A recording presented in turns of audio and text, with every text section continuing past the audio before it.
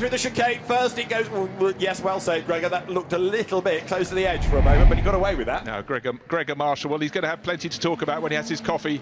There isn't a drifting class, but he's just joined one in case there is. I thought it was a right handle that went on and on and on. Well, not in weather like this. Big slide, and Gregor Marshall hangs onto it and recovers from that. Look at the puddling at the chicane. There isn't a dry line there at the moment, unless you kiss the barriers on the inside, not the outside. But there we are. That was worth the price of the admission alone. Driven sideways in great style. That'd be Sam Todd. We heard from him just before the start. But again, big cars. But you could see how light they were on the wheels, David, over the chicane and out. And this does not want to go in a straight line, does it? Sam Todd sharing this car with Richard Woolmer down towards Madgwick then, and trying to find where the traction is and mastering it pretty effectively. Glorious slide there, but for these cars, again, skinny tyres, far too much power for the conditions, and pressing on is Sam Tornoff and Richard Woolmer's Ford Falcon Sprint. I'm peering in to try and look at crash helmets. Whether that's Sam or Richard, I'm struggling to identify, but I think it's Sam's helmet. Well, you can't tell he wasn't wearing it when he was interviewed, but right now it's an excess of performance over grip. But the confidence that Sam Tornoff has there, you realise there is far more handling in that car than it looks at the moment. It's floating everywhere, but it's about getting the flow around the circuit, flow being the operative word at the moment. He is fastest of all, but then it's the first flying lap. But look for JCT 500. It's got 600, it's got 600 on the door to max it, and it just makes me smile, it makes me laugh, and as it's getting brighter as well, it's great to have these cars out there. Well, it is, and as the session cycles through, we're going to start to see the times drop, and another huge slide coming out of Lavant Corner then from the Falcon. Sam, again, was one of the stars of the 66 touring car races at Speed Week last October. But look, I mean, whether it's meant to be in a straight line or not doesn't really matter. It still gobbles up the real estate. No, I know what he's doing. He's trying to dry out more of the circuit by being a bit wider than he would if he had the four wheels, you know, 2 at the front, 2 at the back. He's getting them all sideways, but we're not complaining. But they've got a half-hour session. They've got time aplenty. But right now, the track is starting to get a dry line. It's all relative, but it's very narrow, and you hit the curb. And that's the sort of thing you do for fun down a country lane, but trying to get a quick lap around here, maybe just biding his time, frankly. The track will come to them. What I didn't realise was that for the rally stage this evening, a water splash had been put in, but I think Sam Tornoff's car has found it as it goes over the line. This is going to be just about on the 2-minute mark, isn't it, as he goes through a 1:58.9. So that's the target, but the next horde of Mustang.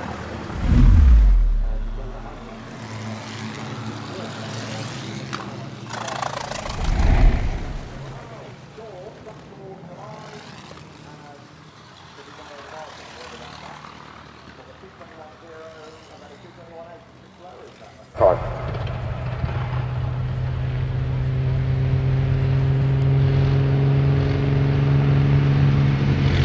Others ready their way to the Hamilton. Walker prepare to date back to 1913. And we know that he switched from what we saw here last year, the Pierpoint Schneider Aero.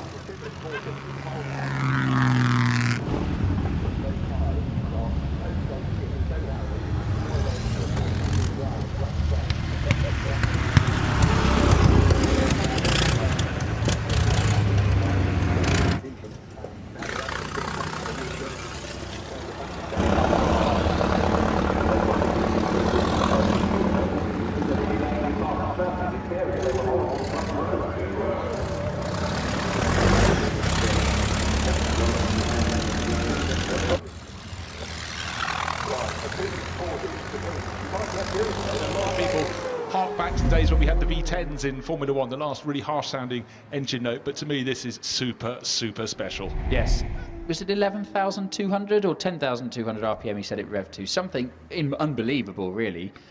Bespoke built, Cosworth built engine in this car. Again, you can see, as I call it, you can see it's a lot of Gordon Murray's greatest hits with the fan at the back. The windows, do you know why the window only opens and closes a little amount there? You can see that there. It's only the bottom half.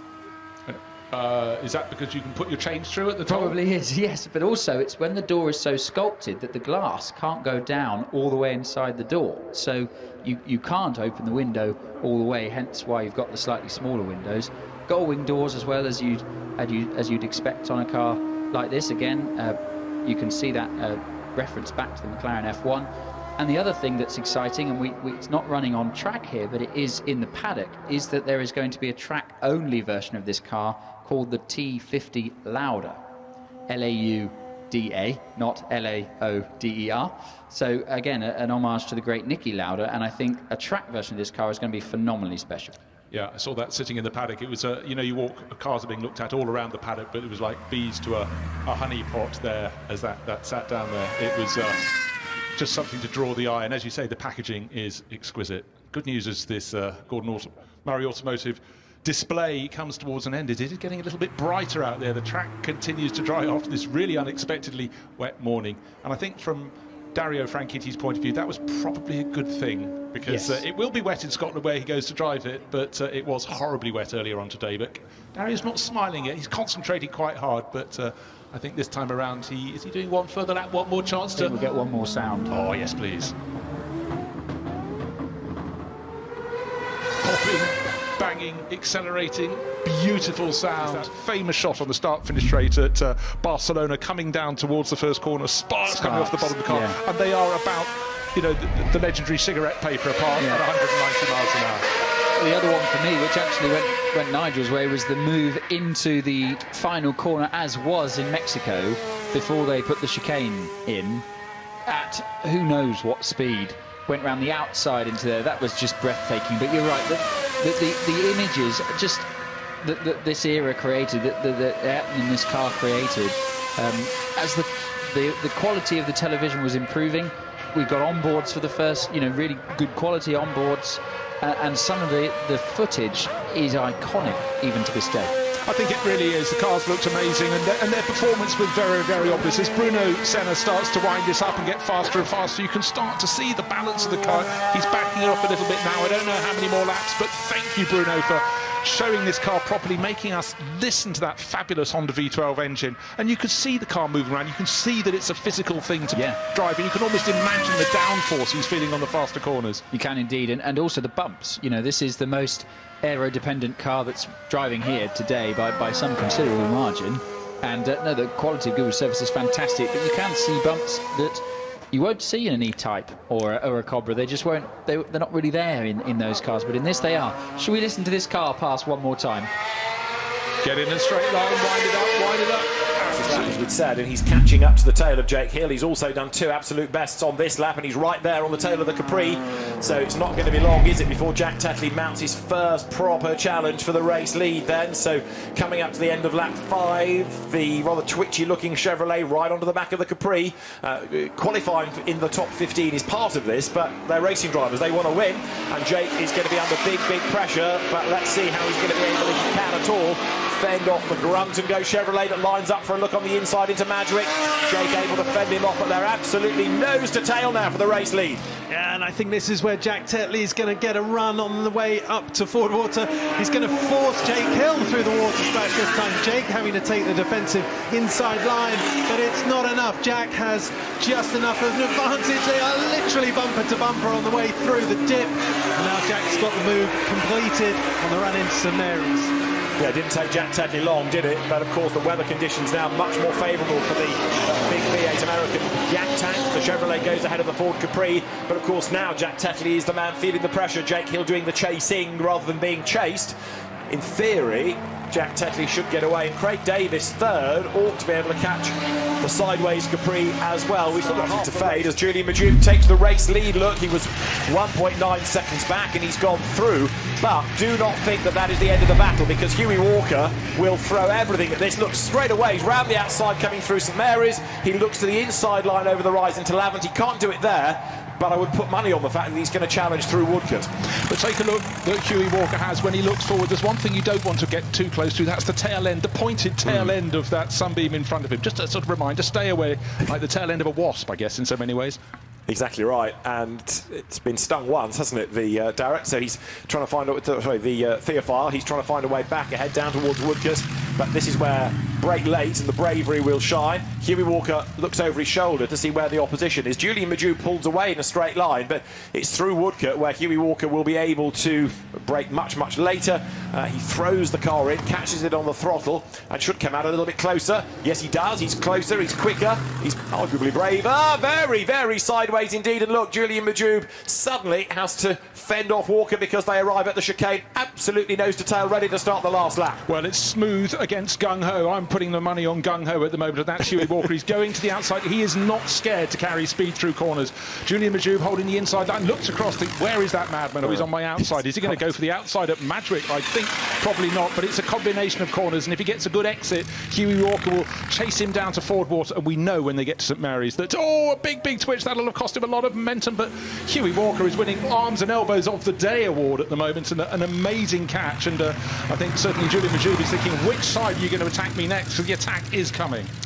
Well, out of all of that, then, it was Hughie Walker that did the fastest lap of the race last time around, and then Mark Walker went even quicker last time around. Now, look, Julian Majube has got the advantage here, but is he going to be able to hang on in there for the remainder of the lap, then? Because we know that Hughie Walker is more gung-ho. Look, he's closing, heading up towards St Mary's now as they go into the left-hander. Walker again look to the outside line. They're not quite wheel to wheel because Julian Majube's Sunbeam Indianapolis has just got the run coming out of the corner, but Walker lines up from Lavant and he's done it. Great move. Could he get the braking done? That was super brave. You know what? Julian Majube saw that, and there's no point blocking. They've got another race tomorrow, but the way that Hughie Walker gets the power down through the foot. To get the Pierpoint Cup underway, which it is now. Lots and lots of tar smoke from Adrian Wilmot and from Nick Jarvis as they light up the rear tyres, blasting away from the line. Alex Taylor in the yellow Mustang makes a good start. They try to go three wide, do they, towards Madgwick. Adrian Wilmot backs out of it. Taylor on the outside, Jarvis on the inside. Now they discover how much grip they don't have. 1 or 2 running out really, really wide. Nick Jarvis then in the Falcon Sprint on the inside line. He tries to get the advantage as now they run down towards the kink at Fordwater. Wilmot challenges on the inside line, but a really lively getaway there. Rally car and livery, the Repsol Ford Escort that was originally raced by Carlos Sainz, driven by, you may have heard this name, Stig Blomqvist. I know him well. I went and said hello to him this morning. I used to be on events. Stig used to rally for pleasure, really, with Lady Co-Drive Anagoni from I'm trying to think which country she's from, but that'll come back to me as well. I've dropped myself in it there. But yeah, Stig's a great guy, and we used to have great fun because he was watching us juniors and see how we were doing. In particular, fellow Swede PG Anderson, who was my teammate. But nevertheless, to see somebody like Stig Blomqvist, Stu still has it, as we've seen on the circuit today, in a rally car, jump from one thing to something else completely, and can still ring its neck. Let's see what he does time. This will be interesting. And that is probably the biggest change I've seen all day in terms of jumping out of a Ford Galaxy rear-wheel drive circuit racer from the 60s into a late 90s, sorry, four-wheel drive rally car. What a huge change that is. And across the line he goes. What time is he going to do? He's done a 120.5. Active in terms of it senses wheel speed from side to side, front to back, and corner to corner. Very, very clever, and then controlled hydraulically to get the best power and traction out of the car, put it down on the road. The one thing that these cars can do, they can handbrake turn on a sixpence because they can release the differential so easily. Really? Okay, so it makes a huge difference, especially on a technical course like this. Absolutely. So on command of pulling the handbrake, there's a sensor and basically will release the transmission to the rear, and you can rotate the car, so it is not connected to the front in any way. Whereas with the Group B cars, it is permanently connected to the front. That's why they don't handbrake. Right. Okay. Basically, the Group B cars would lock all four wheels. Oh, there you go. The handbrake demonstration, just as you were talking about it. I love to see the glowing orange exhaust there, typical of a rally car. You can real glowing orange, and the brake discs as well. It's fantastic at night to see these cars. Yeah, but this is the car a little bit of a soft spot for, because Rally Island, the last WRC event I did in 2007, I finished 6th overall behind Peter Solberg. On the second last stage I beat Sebastian Loeb, so that was my swan song. I finished the stage 2nd overall.